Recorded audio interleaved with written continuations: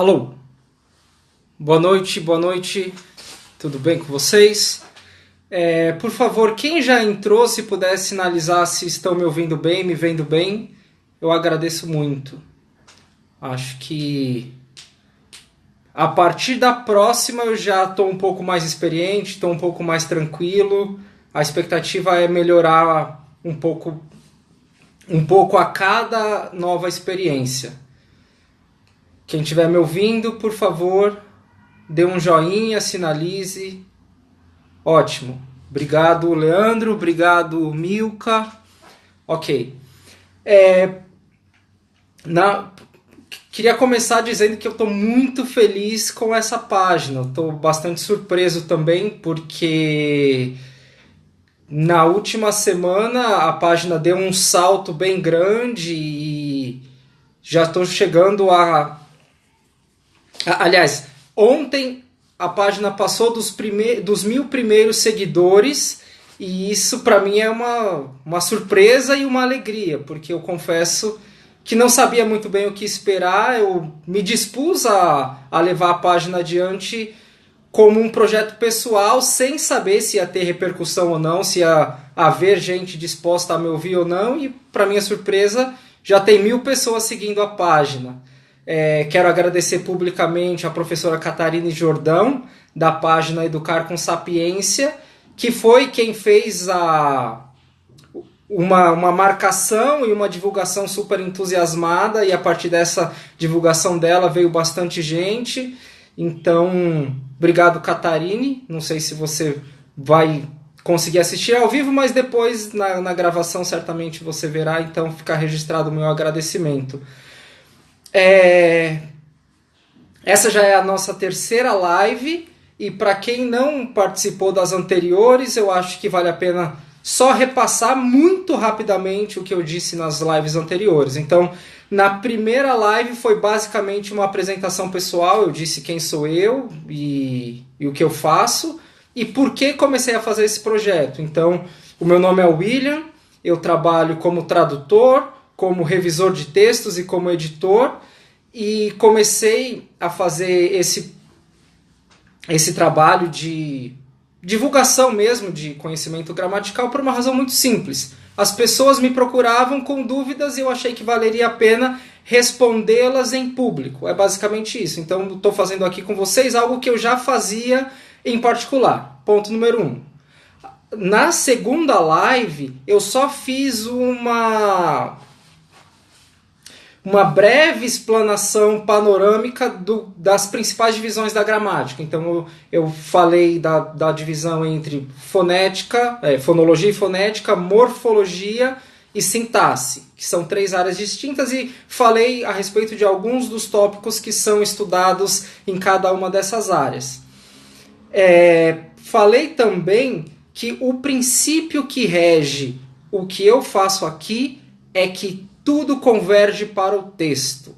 Eu tenho a nítida impressão de que as coisas em gramática fazem menos sentido quando são compreendidas de maneira atomizada, como se fossem coisas independentes entre si. E aqui a ideia, eu até brinquei, né, em algum post da semana passada, dizendo que aqui todas as coisas cooperam para a compreensão dos textos, a saber, para sua intelecção e fruição. Essa é uma paráfrase de um texto bíblico, e aqui, na verdade, eu fiz questão de desmembrar intelecção e fruição, porque, de fato, há muitas coisas que se perdem quando nos falta o conhecimento de base. Eu não sei se tem algum músico me acompanhando aqui, mas os músicos em geral podem dar testemunho disso. Um ouvinte comum, uma pessoa que não tem um treinamento musical, ela pode desfrutar da música, ela vai ouvir, vai gostar de muitas coisas, mas a nuance, a sutileza, ou talvez até a maestria do virtuose se perde para quem não tem aquele conhecimento técnico. E em língua, em literatura, acontece algo similar. Então, se nós ignorarmos os princípios que regem os usos da língua, talvez a gente perca até a oportunidade de ver quão admirável é determinada expressão ou não. Então, por isso também eu achei que valeria a pena falar a respeito de fonética já de início. Mais uma coisa importante, eu planejei pelo menos 10 lives para falar a respeito dos mais variados assuntos da gramática. E a minha intenção é sempre fugir do pragmatismo excessivo de quem estuda para a prova, de quem tem em vista ou um concurso público ou tem em vista o vestibular. Não é para essas pessoas que eu me dirijo. Eu me dirijo, em particular, àquelas pessoas que querem aprender porque entenderam que dominar melhor a sua própria língua é um princípio de desenvolvimento pessoal. Eu vou fazer em todo o tempo o esforço não de ser didático para quem vai fazer a prova, mas de falar coisas que façam sentido para pessoas comuns e, quem sabe, despertar uma espécie de interesse. Eu repeti algumas vezes nas lives anteriores o deslumbramento do olhar da criança, que está andando pela rua, de repente está passando por uma fila de formigas e ela fica maravilhada. Uau, formigas! Ao passo que outras pessoas veem aquelas mesmas formigas e não se admiram, acham que é algo absolutamente corriqueiro. A ideia aqui é deter um pouco o olhar e procurar enxergar o que há de mais admirável naquelas coisas que a gente tende a achar corriqueiras. Tudo bem? E um outro princípio bastante importante para mim é não negligenciar aquilo que aparentemente é elementar. E aqui eu já começo a entrar no tema de hoje, porque eu tenho a nítida impressão de que fonética costuma ser o mais negligenciado dos assuntos gramaticais. As pessoas estudam um pouquinho disso lá nas séries iniciais do ensino fundamental e depois disso simplesmente não voltam mais ao assunto e acham que a coisa está resolvida.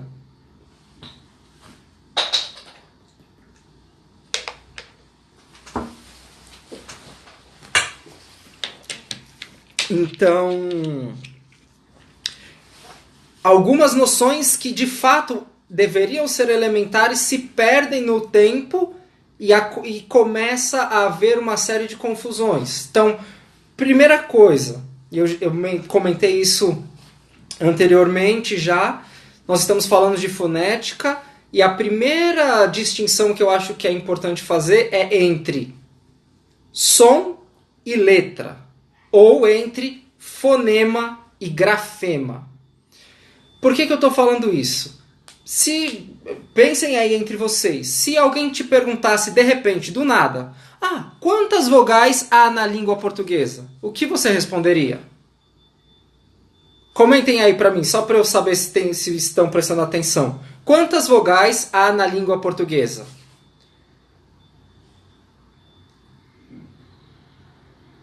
A Gisele, que é professora de português, não vale responder porque ela sabe essa.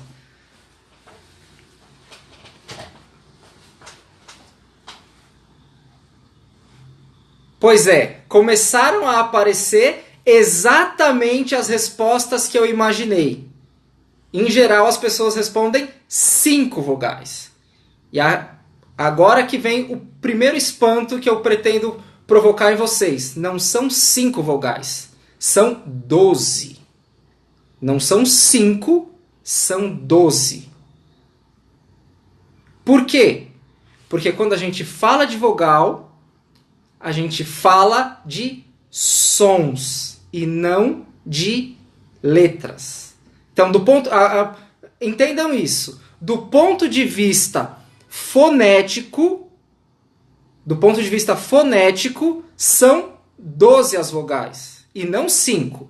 Do ponto de vista da ortografia, do ponto de vista grafêmico, são 5.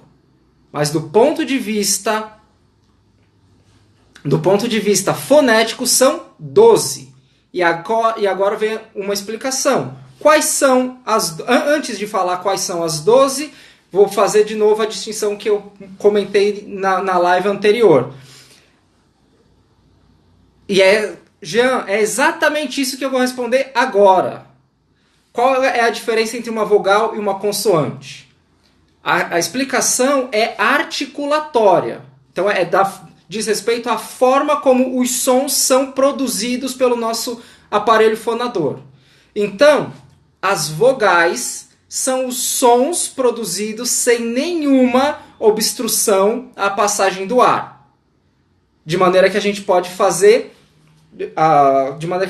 pronunciá-los de maneira prolongada. Então, façam aí, vocês provavelmente estão... Quem está no ônibus não precisa fazer isso, mas quem estiver num lugar tranquilo pode fazer o teste. Observe por a passagem do ar e se há alguma obstrução ou não. Façam aí.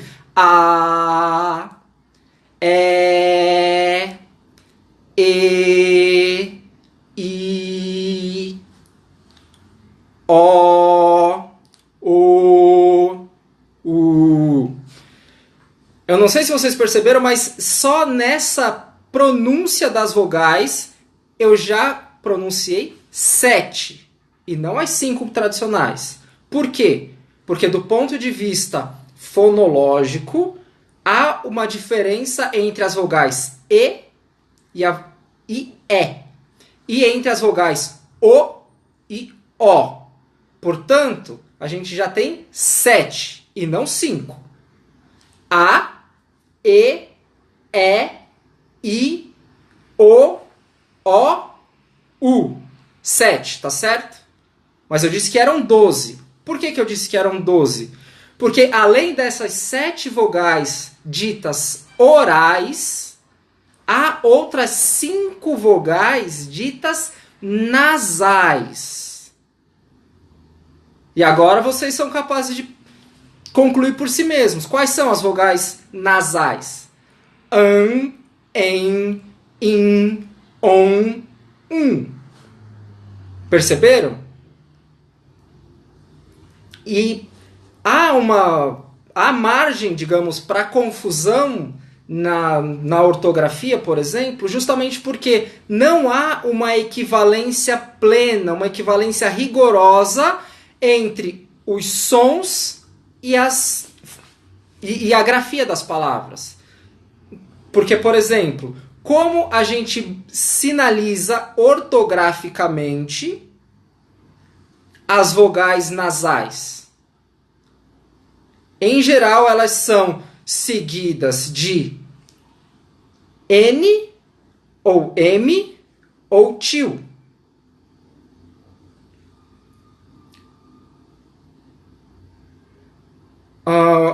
Leandro, presta atenção que vai variar. Então, eu posso dizer, por exemplo, Se eu estiver me referindo ao numeral 1, é U-M.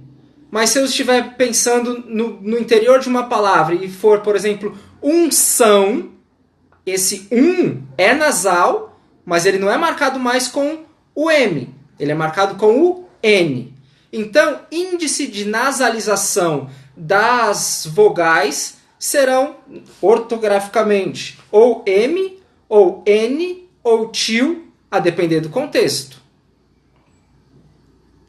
Então, essa é uma coisa. Jean, vou falar das consoantes adiante. Só mais um pouquinho que eu chego lá.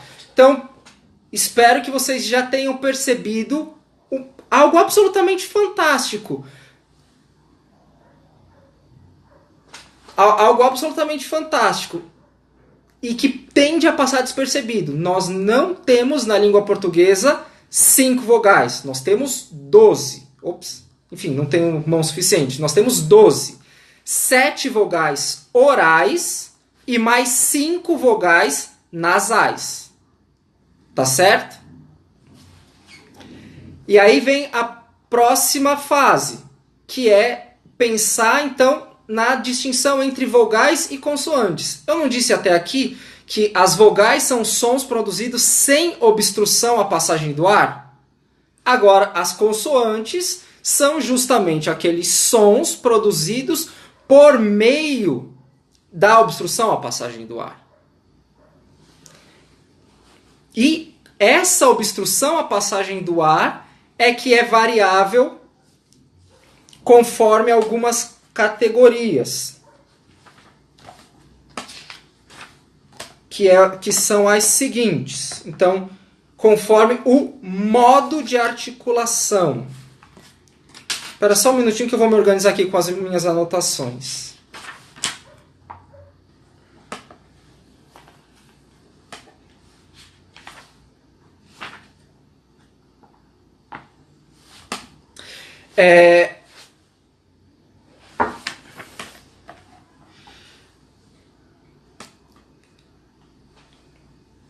Eu vou pedir para vocês mandarem as perguntas.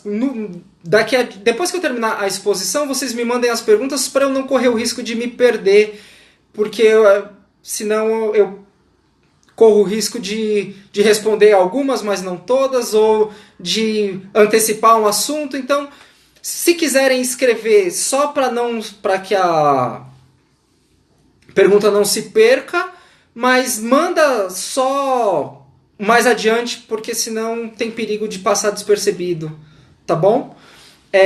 Então, as consoantes vão ser classificadas conforme o modo de articulação. E quando a gente pensa em modo de articulação, o que a gente tem em mente é que tipo de obstrução à passagem do ar aquela consoante produz.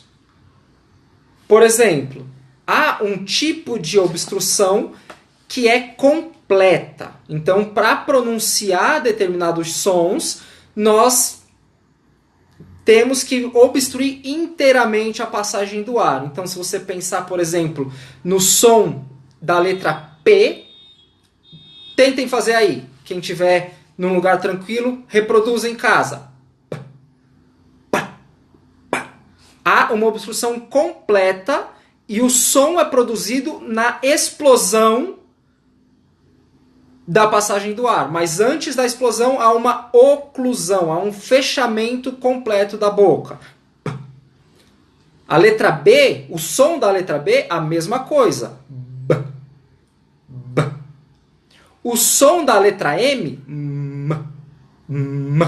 a mesma coisa. Perceberam? Há uma obstrução completa à passagem do ar. Então, estes são os sons ditos oclusivos. Há outros, por exemplo, T, o som da letra T, T, T, ou o som da letra D, D, D. O som da letra C, o C seguido de A, O ou U, K, K, K. O som da letra G, também quando seguido de A, O ou U, que é G, G, G. Perceberam? Agora, eu preciso que vocês façam um outro exercício. Pensando ainda nessa obstrução completa da passagem do ar, eu preciso que vocês prestem atenção para a direção ou da língua ou dos lábios, que isso vai nos ajudar muito a entender as classificações seguintes. Então, até aqui nós falamos só dos fonemas oclusivos. Fonema oclusivo tem uma obstrução completa à passagem do ar. Só que os fonemas oclusivos são classificados em 4 categorias distintas, que são as bilabiais. O próprio nome já dá a pista como são articulados os fonemas bilabiais. Ora, com os lábios unidos. Quais são os fonemas bilabiais, portanto? P, P e M. Tá certo? Perceberam? Então, a gente já sabe que a letra P, ou melhor, o fonema produzido pela letra P é um fonema oclusivo bilabial, ok? B, b. Agora, prestem atenção na direção da língua, na letra T, T, T, ou da letra D, D, D, D. Perceberam? Para onde a língua vai quando a gente pronuncia esses fonemas? Leandro, o N é oclusivo sim, e é também da mesma categoria do T e do D. N, N. A língua encosta nos dentes, não é isso? T, D, N. Portanto, esses fonemas são chamados de linguodentais. Então, T, D, N são fonemas oclusivos linguodentais. Por que chama linguodental? Porque é a língua no dente. Bilabial, os lábios. Linguodental, a língua no dente. Tá certo?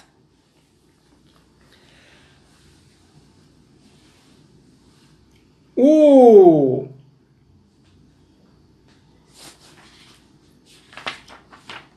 fonema, isso é curioso, o fonema que é produzido ortograficamente pelo dígrafo NH, nha, nha, nha, também é um fonema oclusivo, só que esse é um fonema palatal, isto é, ele é articulado aqui nessa região que grosseiramente a gente pode chamar de céu da boca. A língua toca no céu da boca. Grosseiramente. Durante a semana eu postei na página uma foto do aparelho fonador com a descrição de todas as estruturas que o compõem. Depois eu posso mandar de novo. Aliás, tem várias outras coisas que eu gostaria de arrumar um jeito de disponibilizar para vocês. Eu não sei se eu publico diretamente na página ou... Não sei ainda o que eu vou fazer, mas eu vou dar um jeito de disponibilizar para vocês tanto essa tabela com a classificação dos fonemas conforme o seu modo de articulação e o seu ponto de articulação. E também essa imagem do aparelho fonador que eu acho que é bem instrutivo. E, por último, para falar desses fonemas oclusivos, os sons da letra C, o K, K, K, K e o G, G, G, que são fonemas velares. Isso também vai ajudar depois que a gente tiver a imagem com a descrição com a descrição das estruturas que compõem o aparelho fonador, vai ficar muito mais evidente vão ficar mais evidentes todas essas explicações. E aí você pode brincar. Na verdade, o grande lance dessa parte é você fazer o exercício de percepção. Não se trata de simplesmente receber um conteúdo pronto, mas ao contrário, de fazer o exercício de percepção desse modo de articulação dos sons. Então, acabamos de falar das oclusivas.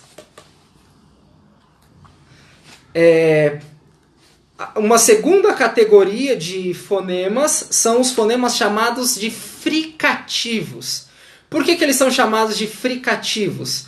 Porque são fonemas produzidos mediante uma espécie de fricção, mediante um atrito que há na boca. Então, nos fonemas fricativos, a gente tem os fonemas f, s, z, sh, j, que tem essa o ar sai com dificuldade, fazendo uma espécie de atrito, ou conforme a zona de articulação. Então, quanto ao modo de articulação, esses fonemas são fricativos.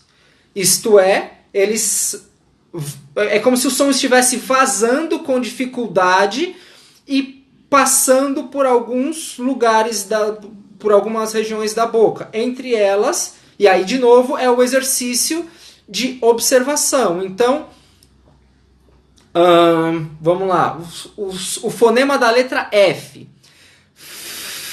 Façam aí.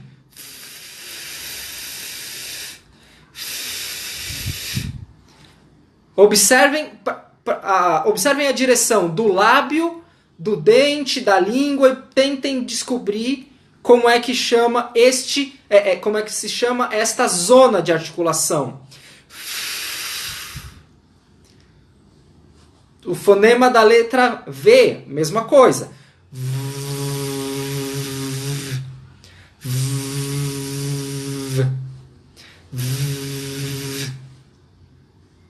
Perceberam?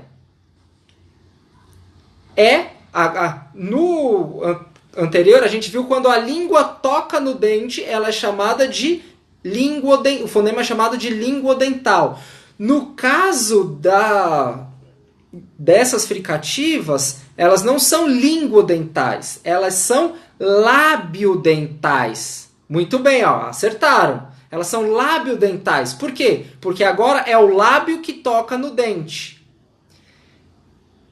E aqui eu já vou dar o primeiro spoiler da noite, que quando eu descobri isso, eu fiquei absolutamente admirado. Façam aí o som da letra F e coloquem o dedo aqui no pescoço.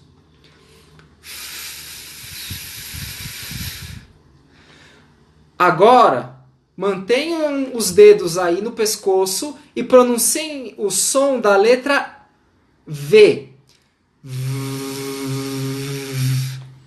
E agora você pode brincar entre o som do F e do V.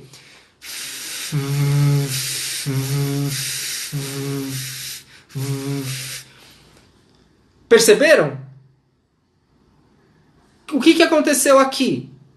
Essas duas consoantes, quanto ao modo de articulação, isto é, quanto ao tipo de obstrução, a passagem do ar que elas produzem, são iguais, quanto ao ponto de articulação ou zona de articulação, também são iguais. Eles são articulados no mesmo lugar.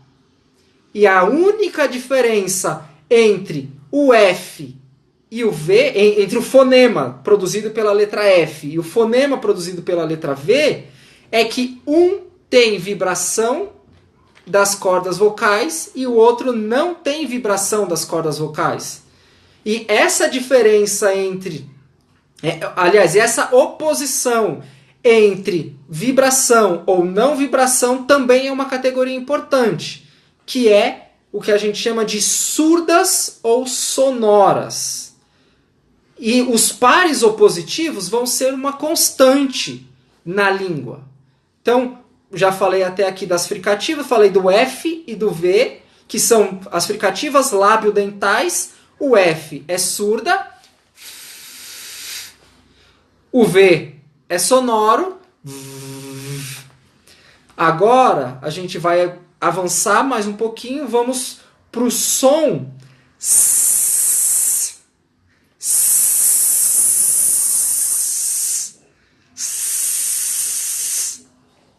o som da letra S. Aliás, vamos ponderar.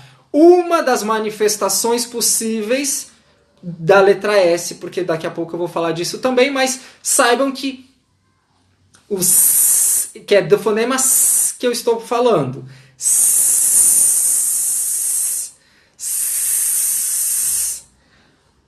O fonema S vai se opor ao Z. Ao Z. E aí é exatamente o mesmo caso anterior. Então, S é fricativo, porque o ar está vazando com dificuldade, com obstrução. Nesse caso é alveolar, por causa da região da boca em que o som é articulado. O Z também é fricativo alveolar. Zzz. Mesmo lugar, a diferença é que um é surdo, o outro é sonoro. Então, zzz, zzz, zzz, zzz.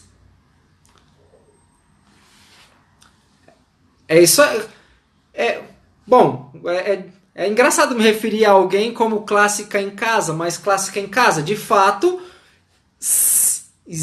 não são labiodentais, eles são alveolares. Tá certa essa observação, é isso mesmo. E é esse o exercício, é articular o som e perceber para onde vai a língua, para onde vão os lábios, para onde, enfim, tentar perceber como é que esse som é produzido.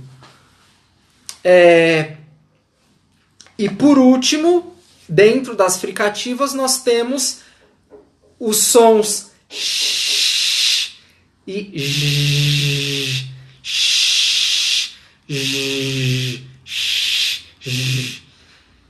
Esses sons são fricativos palatais. Então, quanto ao modo de articulação, fricativos. Quanto à zona de articulação, são palatais. Isto é, são produzidos no palato. Percebem que a língua vai aqui na direção do céu da boca?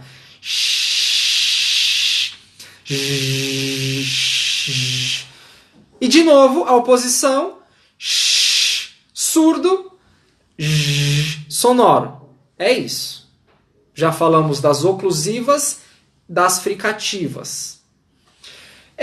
Bom, nas oclusivas também há exatamente esse mesmo tipo de oposição, só que é um pouco mais difícil de perceber, porque, como eu falei, são sons oclusivos e, portanto, na explosão é um pouco difícil de perceber quando isso acontece.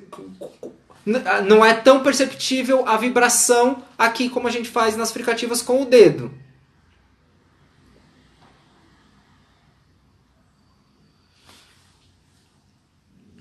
Jean, se eu não responder, depois você me lembre, por favor. As laterais, que também são um tipo de... também são um modo de articulação. Então, as oclusivas há uma obstrução completa. Nas fricativas há esse vazamento pressionado, há atrito. Perceberam? As laterais, o vazamento vai vazando pelos lados. Então, pensem no fonema da letra produzido pela letra L. L, L, L, L.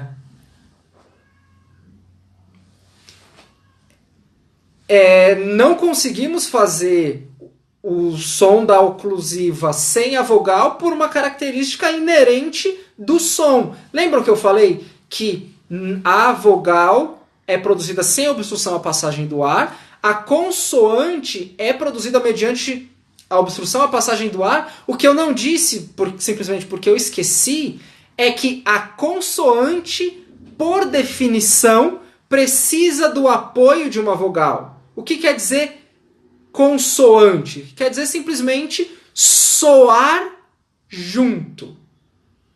E é por isso que se diz que as vogais é que são o núcleo da sílaba.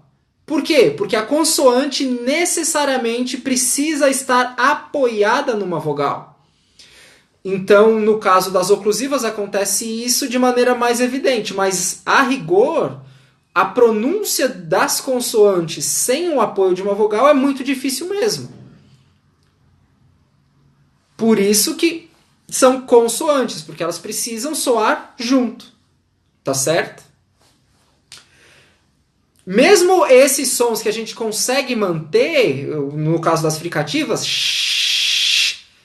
a gente está reproduzindo o fonema, mas a rigor eles são produzidos junto com uma vogal, quando a gente está falando da língua viva, da língua em uso. Sim ou não? Então, retomando aqui, já falei das oclusivas, vocês estão tomando nota? Oclusivas, fricativas, laterais. As laterais há esse vazamento do ar pela lateral da boca. Então, ó, o fonema L, o fonema produzido pela letra L.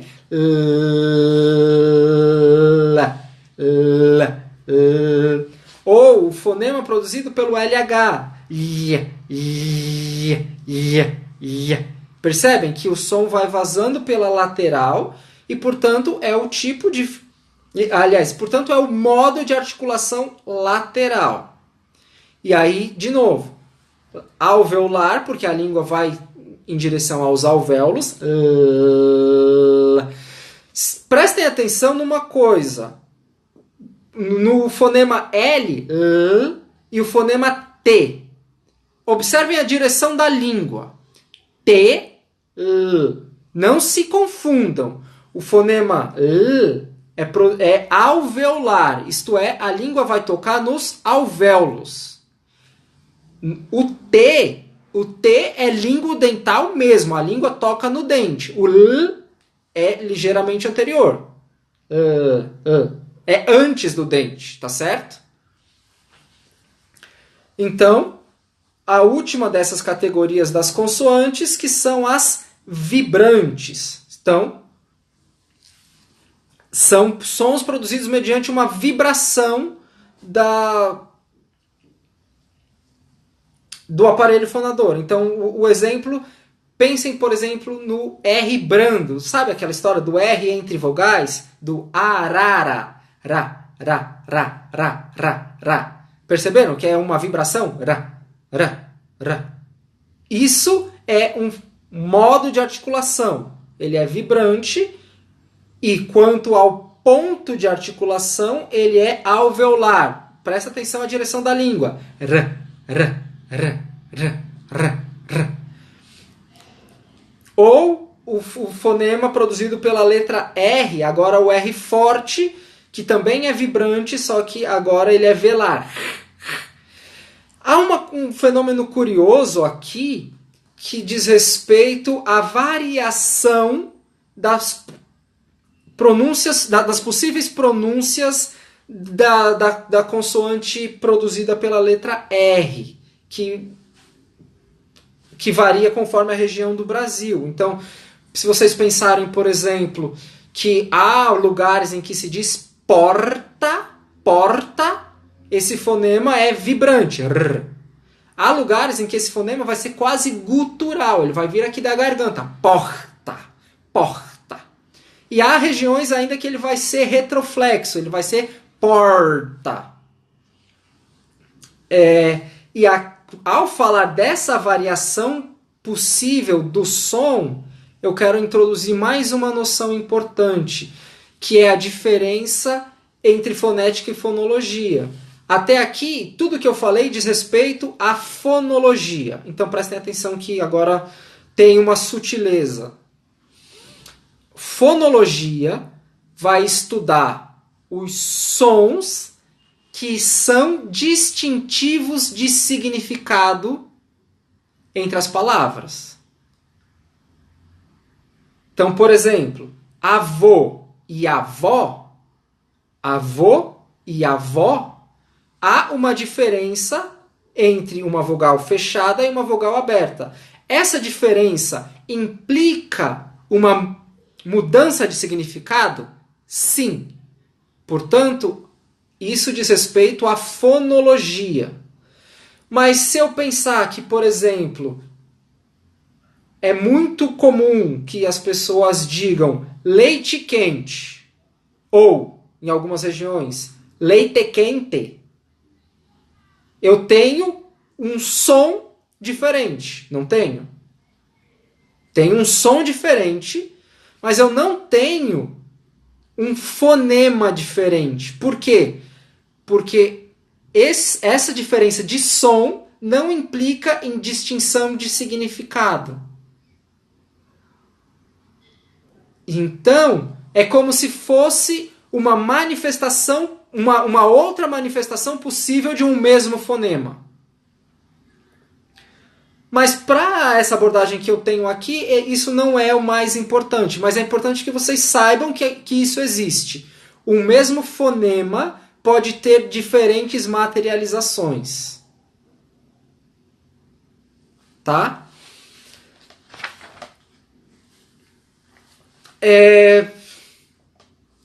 Eu acho que não vai dar tempo de falar de semivogais hoje ainda, mas eu queria fazer mais uma distinção importante, que é a relação entre fonologia e ortografia, porque, de fato,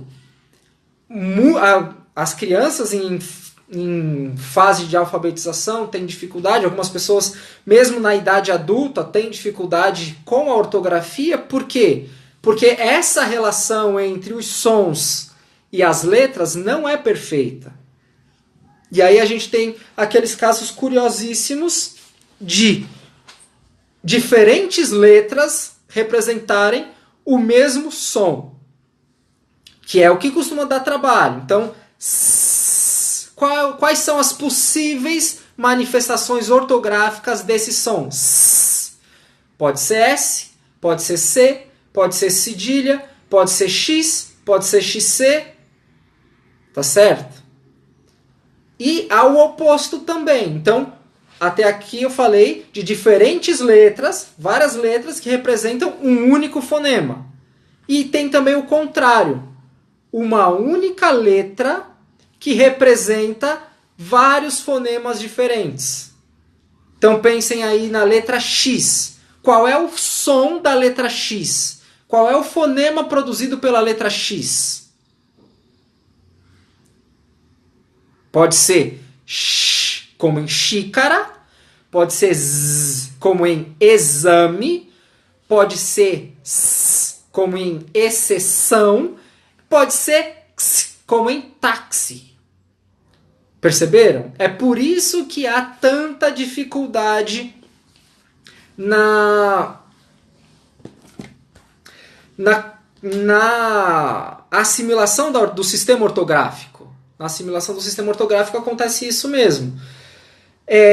E para justificar por que eu comecei falando que aqui tudo converge para o texto, para intelecção e fruição, eu queria ler com vocês alguns poemas desse livrinho aqui da Cecília Meirelles, Ou Isto ou Aquilo.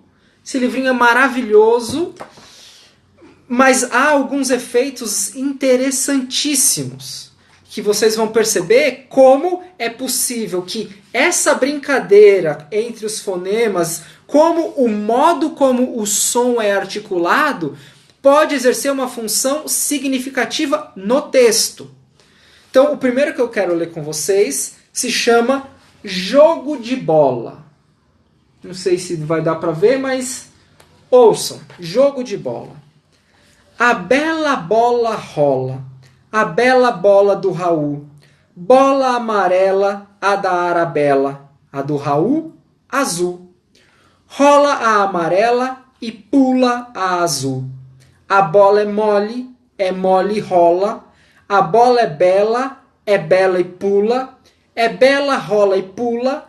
É mole, amarela, azul. A de Raul é de Arabella e a de Arabella é de Raul.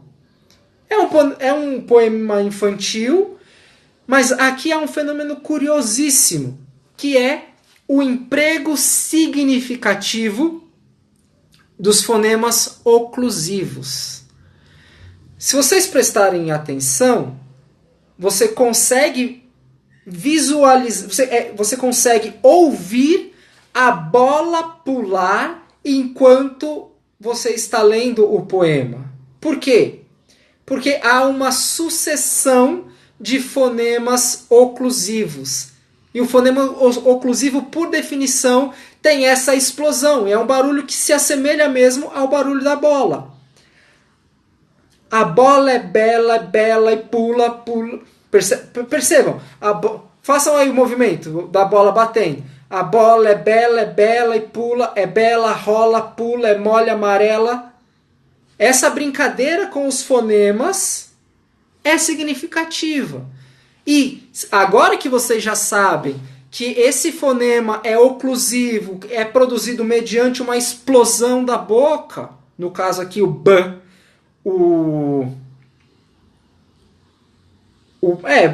basicamente B, P, M. Todos os oclusivos, todos numa sequência, eles são significativos. Por quê? Porque ela está brincando com os sons de maneira que você ouça o barulho da bola enquanto lê o poema. Se vocês acham que eu tô biruta, presta atenção em mais uma coisa.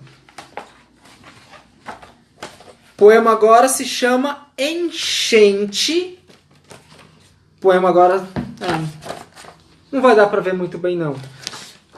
O poema se chama Enchente. Cecília Meirelles também, mesmo livro. Chama o Alexandre, chama. Olha a chuva que chega, é a enchente. Olha o chão que foge com a chuva. Olha a chuva que encharca a gente. Põe a chave na fechadura, fecha a porta por causa da chuva. Olha a rua como se enche. Enquanto chove, bota a chaleira no fogo. Olha a chama, olha a chispa, olha a chuva nos feixes de lenha. Vamos tomar chá, pois a chuva é tanta que nem de galocha se pode andar na rua cheia. Chama o Alexandre, chama. Perceberam? O que nós temos aqui agora? Agora nós temos uma sucessão de fonemas fricativos. Sobretudo, o sh. E agora, se vocês pararem para pensar, qual é o barulho produzido pela chuva lá fora?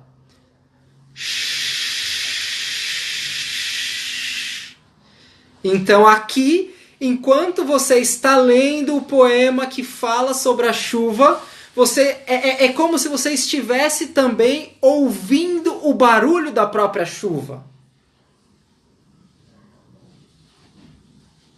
Ficou claro isso? É perceptível? Vocês conseguem ver como é possível brincar com os sons de maneira que faça sentido? Mais até, como saber esses modos e zonas de articulação dos sons nos ajudam a entender, ou melhor, nos ajudam a fruir mais dos textos? Isso vai acontecer sempre, sobretudo na poesia. Eu não sei se vocês estão dispostos a mais um. Vou precisar mudar agora de Cecília Meirelles para Manuel Bandeira. A câmera vai mexer só um pouquinho, não se assustem.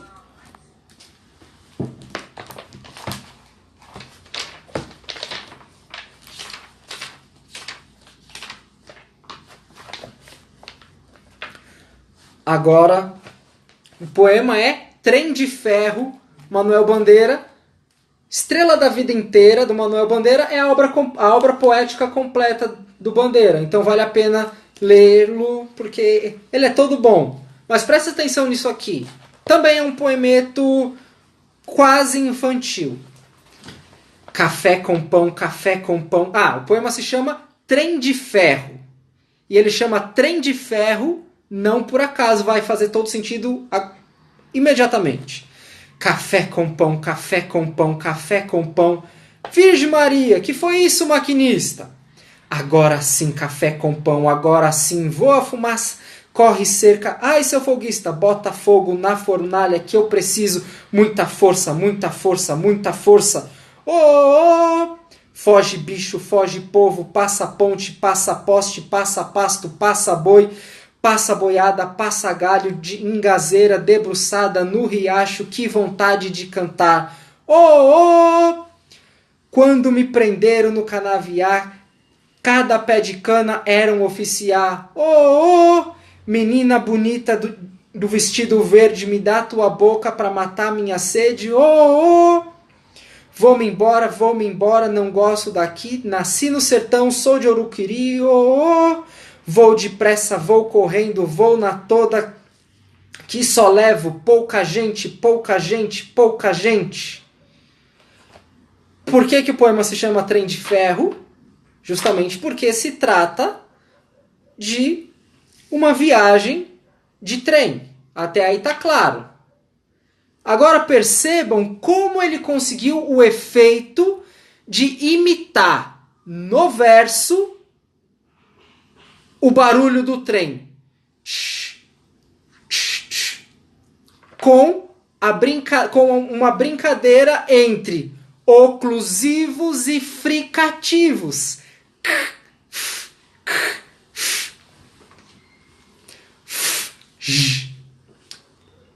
Ó, foge bicho. E tem o apito também, só que o apito é todo vocalizado. Café.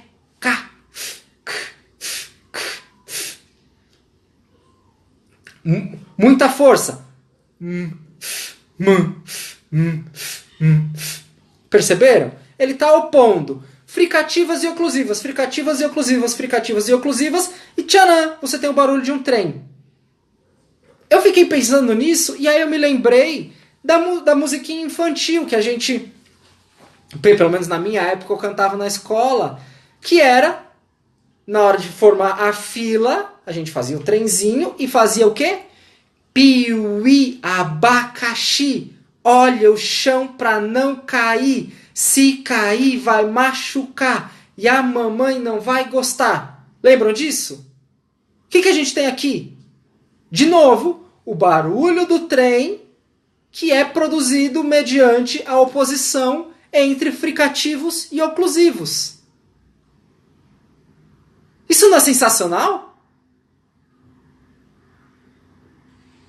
Eu acho que descobrir que brincar com os sons e saber, mais do que isso, saber brincar com os sons de maneira consciente é algo absolutamente extraordinário. E eu não tenho nenhuma dúvida de que esse uso, seja no Bandeira, seja na Cecília Meirelles, era autoconsciente.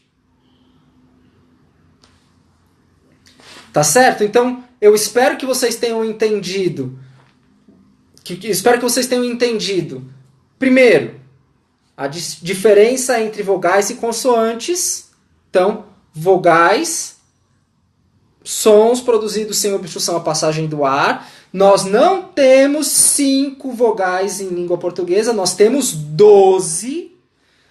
Depois, espero que vocês tenham entendido também que as consoantes são produzidas mediante a obstrução à passagem do ar e obstrução de tipo diferente. 4 tipos diferentes de obstruções. Então, uma obstrução são as oclusivas, as fricativas, as laterais e as vibrantes. E aí depois a gente volta em cada uma dessas categorias e pensa na zona de articulação. Quais são as linguodentais, quais são as bilabiais, quais são as labiodentais, quais são as alveolares, etc. E, por último, eu acho que eu consegui mostrar que essas coisas têm valor, digamos, científico, como descrição da língua, mas tem valor prático como uma espécie de capacitação para que a gente consiga fruir melhor dos textos quando depararmos com esse tipo de fenômeno. Espero que vocês tenham gostado. A Catarine apareceu e agora eu posso agradecer publicamente com ela me ouvindo. Cate, obrigado pela sua indicação da minha página. Muita gente chegou aqui graças à sua indicação e eu estou muito agradecido. Perguntas, eu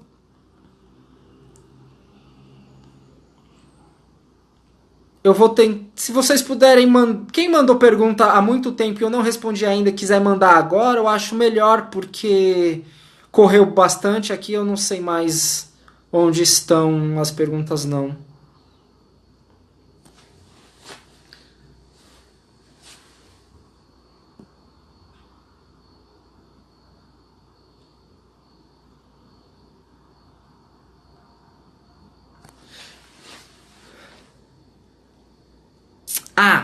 Então, o H é uma consoante surda. Então, o H, na verdade, ele só faz sentido mais do que ortográfico, o H faz sentido etimológico. Então, ele vai marcar presença na língua portuguesa por causa dessa memória etimológica. Mas, como ele não tem som, ele não soa junto com nada. Portanto, não pode ser consoante. Tá certo? Exatamente. O H da língua portuguesa é diferente do H da língua inglesa, por exemplo. Em inglês, o H produz som. O H da língua portuguesa não produz. E, portanto, ele só é consoante do ponto de vista ortográfico. Do ponto de vista fonético, ele não é consoante. Porque ele não tem som.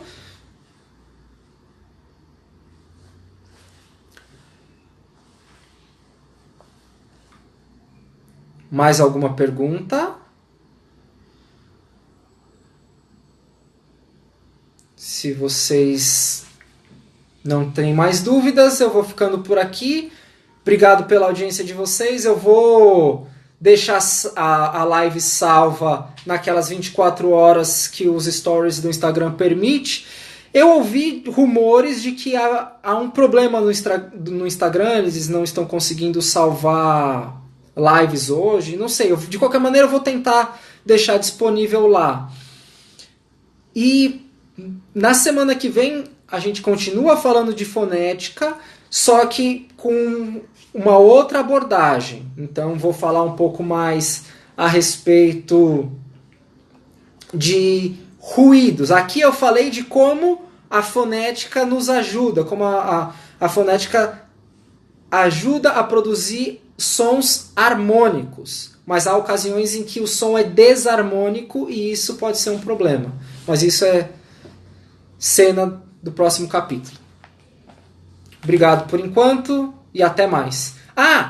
Se vocês gostaram, ajudem a divulgar. Eu acho que vale a pena compartilhar conhecimento, assim como eu me dei o trabalho de compartilhar com vocês. Se vocês acharem que vale a pena passar adiante, por favor, eu vou ficar feliz com a disseminação da página. Obrigado, boa noite.